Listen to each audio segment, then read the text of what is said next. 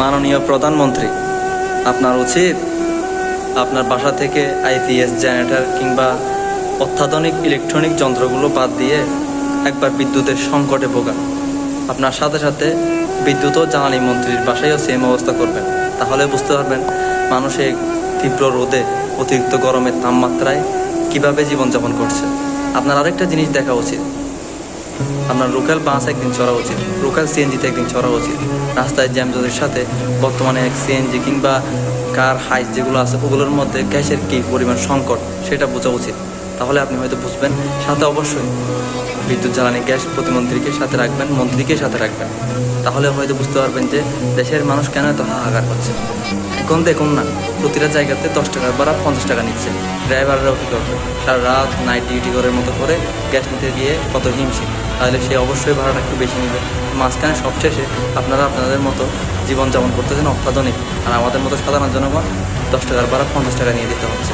আমাদের মতো সাধারণ ড্রাইভার রাতকে রাত বসে থেকে গ্যাসের জন্য অপেক্ষা করতে হচ্ছে। আপনার আরও দেখা উচিত আপনার মেয়েরে কোনো এক রাস্তায় একা একা ছেড়ে দিবেন, পাশাপাশি স্বরাষ্ট্রমন্ত্রীর মেয়েরও সেমভাবে রাখবেন কোনো সিকিউরিটি ছাড়া।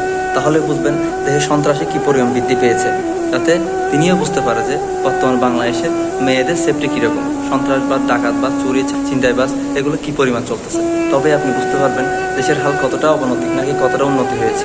সাথে আপনি আপনার কোনো কর্মচারী ছাড়া একদিন কাঁচা বাজারে যাবেন, একদিন মুদির দোকানে যাবেন, একদিন বাজার করতে যাবেন। তাহলে বুঝতে পারবেন দেশের অর্থনৈতিক এবং দ্রব্যমূল্যের দাম কতটা সংকটে ভুগছে। আপনি হয়তো জানেন না, কারণ আপনি সরকারি কোষাগার কিংবা সরকারি বেতন আপনাকে সরকার এমনভাবে নিয়ে গেছে যে আপনি নিজেই সরকার, নিজের মতো করে চলছেন। হয়তো জনগণের বিষয়টা আপনি বুঝতে পারতেছেন না, বোঝার চেষ্টাও করতেছেন না। নাইলে আপনি বুঝতেন মানুষ কেন এত কান্না করছে, কেন এত হিমহিম কাঁদছে, কেন আপনাকে গালি দিচ্ছে। গালিটা হয়তো খারাপ লাগতে পারতো, গালিটা কোত্থেকে আসছে এটা আপনার তদন্ত করা উচিত। তার জন্য আপনার থেকে একদিন মাটির সাথে মিশে যেতে হবে, জনগণের সাথে মিশে যেতে হবে। প্রতিটা দিন রুটিন করেন, একদিন করে আপনি দেখেন কোথায় কী সংকট।